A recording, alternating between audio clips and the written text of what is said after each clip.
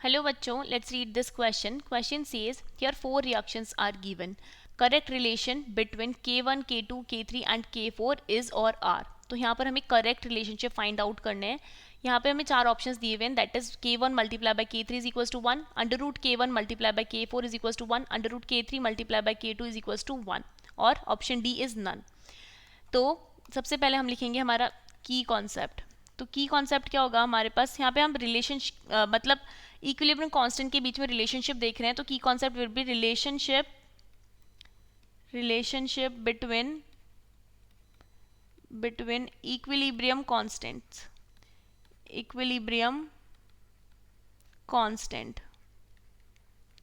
तो इनके बीच में हमें रिलेशनशिप फाइंड आउट करना है. तो सबसे पहले हमारी जो फर्स्ट ऑप्शन है that is K1 multiply by K3 is equals to 1. तो K1 क्या है हमारे पास, N2 प्लस O2. यहाँ पे हम लिखेंगे फर्स्ट रिलेशनशिप के लिए N2 plus O2 is in equilibrium with 2NO. तो इसके लिए K1 है. और K3 के लिए हमारे पास क्या है, 2NO is in equilibrium with N2 plus O2. तो ये दोनों एक दूसरे के रिवर्स रिएक्शन है. तो K1 is equals to 1 by of K3.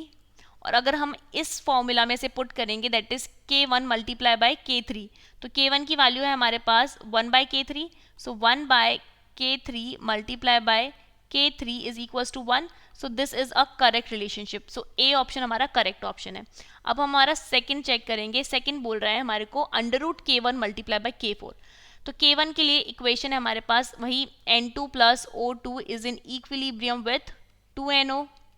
और जो हमारी K4 की रिलेशनशिप है, मतलब K4 के लिए जो हमारी इक्वेशन है वो है NO is in equilibrium with half N2 plus half O2. अगर हम, ये तो हमारी थी K1 के लिए और ये थी हमारी K4 के लिए. अगर हम हमारी K1 जो इक्वेशन है उसको हाफ कर देंगे तो हमारी इक्वेशन क्या बन जाएगी, 1 बाय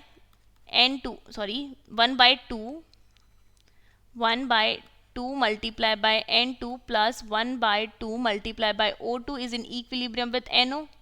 इसके लिए अगर हम K1 डैश लिखें तो K1 डैश क्या हो जाएगा, K1 dash is equals to K1 raise to the power 1 by 2. और अगर हम इस रिएक्शन को इन्वर्स कर देंगे तो हमारी रिएक्शन क्या बनेगी, NO is in equilibrium with half N2 plus half O2. तो इसके लिए हम K1 डबल डैश डिफाइन करते हैं. तो K1 डबल डैश इसके लिए हमारे पास क्या बन के आएगा, that will be equals to 1 by K1 raise to the power 1 by 2. तो ये वाली इक्वेशन सेम एज इक्वेशन जिसके लिए इक्विलिब्रियम कांस्टेंट K4 है. तो K1 double dash will be equals to K4. अगर अब हम इसको अपने फॉर्मूला में सब्स्टिट्यूट करेंगे तो फॉर्मूला क्या था, under root of K1 multiply by K4 is equals to 1. तो हमारे पास K4 है, हमारे पास K4 is equals to 1 by under root of K1. तो हम लिखेंगे under root K1 multiply by K4 is 1 by under root K1. This is equals to 1. So ये वाला भी हमारा रिलेशनशिप आ गया करेक्ट रिलेशनशिप. तो इसको भी हम हमारा करेक्ट टिक करेंगे. अब थर्ड रिलेशनशिप है हमारे पास under root K3 multiply by K2. तो हम K3 और K2 की इक्वेशंस को लिख देते हैं. तो K3 की इक्वेशन है हमारे पास 2NO is in equilibrium with N2 plus O2. इसके लिए इक्विलिब्रियम कांस्टेंट है K3. और दूसरा लिखना है हमें K2 के लिए. K2 क्या है हमारे पास, half N2 plus half O2. तो half N2 plus half O2 this is in equilibrium with NO. तो ये हमारा K2 के लिए. और हमें क्या फाइंड आउट करना है, relationship under root K3 multiply by K2. ये फाइंड आउट करना है under root K3 multiply by K2 this is equals to 1 कि ये करेक्ट है या नहीं है. तो देखो यहाँ पे हमें क्या करना है, हम जो सेकेंड इक्वेशन है हमारी, जो K2 के लिए इक्वेशन है, अगर हम उसका स्क्वायर कर दें तो क्या होगा, अगर हम इसका स्क्वायर कर देंगे तो इक्वेशन आ जाएगी हमारे पास N2 plus O2 this is in equilibrium with 2NO. ठीक है. तो यहाँ पर K2 डैश हम कैलकुलेट करेंगे तो K2 डैश क्या आ जाएगा, K2 का स्क्वायर. और अगर इसे रिवर्स कर देंगे that is 2NO is in equilibrium with N2 plus O2.